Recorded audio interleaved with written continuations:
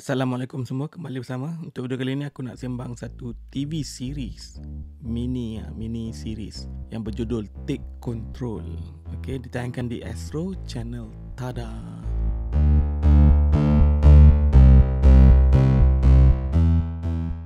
Okey, Channel Tada ni is a channel baru. Dia start broadcast pada March 2021. So sekarang ni March 2022, so dah setahun lah. So channel ni dia fokus untuk rancangan kanak-kanak dalam bahasa Inggeris. Okay, dia tulis kat sini Malaysian First English Language Children's Television. Tapi untuk siri Take Control ni, dia dua bahasa. Dia ada bahasa Melayu, dia ada bahasa Inggeris. Okay, so dibintangi oleh Shahzi Sam, Hana Nadira, Faiz Najib, Sri Khairuddin, Gabriel Potni, Rika Adrina, Marian Tan, Farid Azmi, Po Chin Ho, Prakash Daniel, Jen Chia dan Jin Lim dari Chini Boy. Macam aku cakap, dia mini series, so dia ada 6 episod. Satu episod lebih kurang dalam 20 minit. Okay, pengarah dia Derek Yaw, produksi Graph Studios. So sebelum aku bagi tahu pendapat aku, bagi aku baca sikit tentang siri ni. Cerita dia pasal apa? Okay, aku baca ni dari tiarasafire.com. Take Control sebuah siri asli komedi drama tempatan terbitan Astro, mengisahkan dua beradik iaitu Sky, lakonan Faiz Najib. Actually Sky tu bukan nama betul dia, nama betul dia Ahmad Samion, dan Ramunah, lakonan Sri Khairuddin, yang dikawal ketat oleh ibu bapa mereka. Mak dia je sebenarnya, bukan bapa dia. Suatu hari mereka terjumpa permainan video kawalan minda yang menyebabkan peranan mereka dan ibu bapa mereka bertukar. Not really tepat, but okay. Drama bersiri 6 episod ini mempersembahkan konsep unik yang meneroka dua dunia, iaitu dunia maya dan realiti, yang diselitkan pelbagai elemen permainan yang boleh dikaitkan dengan generasi muda sekarang. Yang mungkin dia ingat ada elemen gaming kat situ, kena dengan generasi muda. Come on, not generasi muda je yang main game. Okay, so kena take note kat situ. Take Control juga merupakan drama pertama tempatan yang menggunakan konsep Unreal Engine, iaitu teknologi penciptaan 3D masa nyata termaju semasa pengembarannya. Okay, ada elemen 3D tu, but it's not that good lah, come on. Seterusnya, Take Control sebuah siri pendek tentang perjuangan ibu bapa dalam membesarkan anak-anak mereka dalam dunia digital. Selain itu, menggambarkan hubungan cinta, benci dan hubungan kekeluargaan antara anak dan ibu bapa, serta cara mereka berdamai di antara satu sama lain. Selaras dengan slogan With Control Come Chaos. Okay, I don't remember that.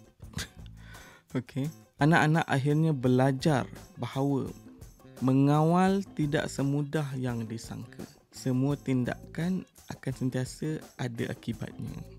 Okay, so siapa yang berminat untuk tengok cerita Take Control ni, 6 episod, boleh tengok dekat Astro Go Channel Tada. So pendapat aku, aku actually just stumble across dia punya trailer. Aku tengok ada Shahzi Sam. Oh okay, Shahzi Sam series kat Astro. Maybe aku try lah tengok kan Shahzi Sam. Aku kuat enjoy juga selalu movie dia, apa yang dia berlakon tu semua. So seperti mana apa yang disebutkan di Tiara Sapphire ni, okay, cerita dia mengisahkan ada dua orang remaja, boleh dikatakan remaja, seorang bernama Sky, seorang bernama Ram. Sky ni dia gamers dan Ram ni dia peminat K-pop. So mak dia ni very strict, maybe a bit old school lah pemikiran dia tu. Dan bapa dia pula macam lay back sikit. So bila dia kata yang both parent control the children, aku tak agree lah based on apa yang aku tengok kan. Bapa dia ni Shahzi Sam macam tak ada memainkan peranan sangat kan. Dia macam agree je actually apa yang berlaku dalam keluarga dia tu. Yang really strict adalah mak dia. Okay, and then dia juga ada elemen vegan vegetarian yang aku tak tahu kenapa beberapa dia adakan yang actually tak memainkan peranan penting sangat. Aku ingat dia nak push something in term of vegetarian tu, tapi more or less for comic relief. So adakah dia cuba untuk indirectly make fun of people yang vegetarian or vegan? I don't know, sebab tak ada benda yang really significant pun in term of that concept or side story tentang vegetarian tu. Just mak dia vegetarian, kerja dekat restoran vegetarian dengan bos restoran tu yang a bit funny looking and nama pun Xiao kan. Basically just for comic relief je lah. Ada satu scene yang bapak dia ni macam curi-curi beli daging, simpan dekat dalam rumah, dalam peti ais, tak nak bagi. Obviously tak nak bini dia tahulah kan, sebab bini dia memang strict, kena makan sayur je. Tapi that particular details or cerita tak ke mana pun. So I don't know why so aku tak tahu lah kenapa benda tu ada dalam series ni. So in term of yang Sky ni suka main game, mak dia tak suka ni, it's a very outdated ideas lah. Parent really pandang serong tentang budak-budak main game. I don't think that's happening now. I mean, sekarang most of parent yang ada anak remaja ni, dia bukan from the baby boomer punya generation kan. Ada yang from Gen X, ada yang from millennial pun ada yang dah jadi parents kan. So dorang punya perspektif tu lain kan. Macam parent aku, dia baby boomers, obviously dia akan tengok budak yang main video game tak ada masa depan kan. Tapi I don't think that's apply for current parents. So dia punya idea tu is a bit dated pada aku. Maybe the director or writer have that perspective because of dia punya own experience. I don't know, aku rasa macam tu lah. Tapi idea dia yang dia tunjukkan dalam cerita ni, aku tak rasa relate dengan remaja zaman sekarang ni. Aku rasa lah. Sebab anak buah aku pun diorang memang main game tu semua kan, mobile gamers. Dia macam diorang, aku tanya juga diorang suka ke kan cerita ni kan. Macam diorang tak suka. So aku tak tahu siapa target audience dia.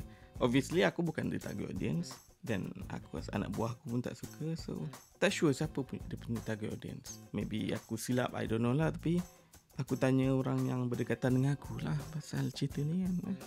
Diorang macam tak suka je. Apa yang aku boleh nampak, cerita dia actually fokus dekat parents tu. Dia macam the target audience is the parent.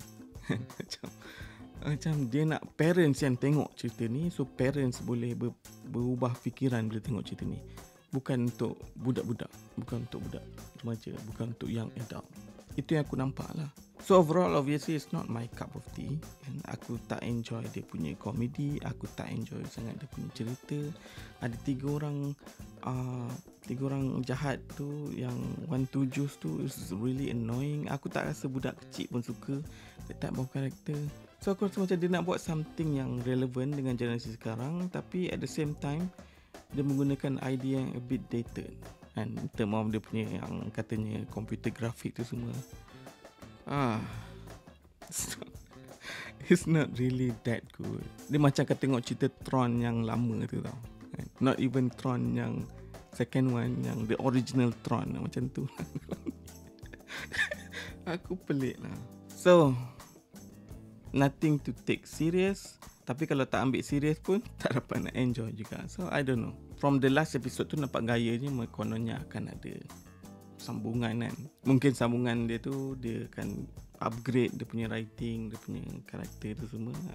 Mungkin harap begitulah kalau dibuat untuk season 2. Kalau tak ada pun tak apa. And seriously aku tak enjoy lah.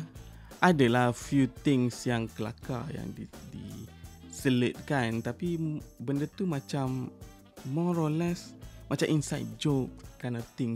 Okay, ada satu video yang masa mula-mula dia tengok promotional video sebelum dia download that game tu kan. Ada video orang macam bagi tahulah game tu pasal apa kan, and then background video tu macam video gambar yang ada watermark tau. Macam kalau kita buka Shutterstock punya gambar, Kan kalau kita tak nak subscribe Shutterstock tapi kita nak pakai gambar tu, so watermark Shutterstock tu ada kat situ.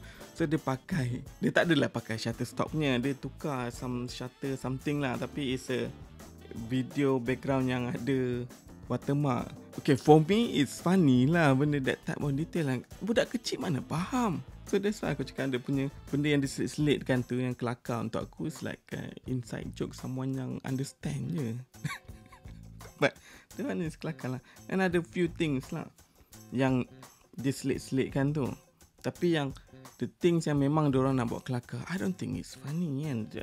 Chizzy Sam menari-nari K-pop tu is pretty lame. 3 orang jahat tu is pretty lame. The banter between Ram dengan Sky tu pun kadang-kadang cringy sikit pun ada. Dia punya dialog tu semua. Chef tu quite lame lah. Dia punya lawak tu like jangan ketawa punya style punya komedi kan. That's why aku rasa benda tu agak dated.